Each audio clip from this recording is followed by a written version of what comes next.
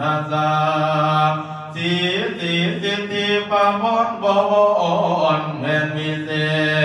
อดิเลกติสุสยมังคลาดิเลกอเนกสวัสดีไม่ตีจิตมีแก่ดาวพญา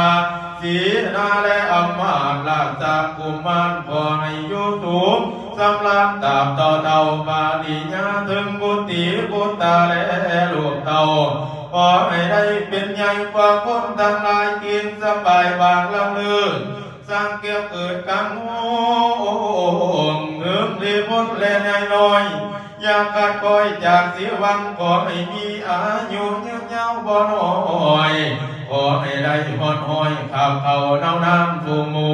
ศัตรูมันยาได้มาบังเบียดได้ขอให้พาแก่นได้ตักสมสลายยานลมมาห้องบัลลังก์เจ้าให้ให้สูงลมมาจุ่มบัลลังก์เจ้าให้ให้กว้างว่าสีมือนี้แม่นวันดีสี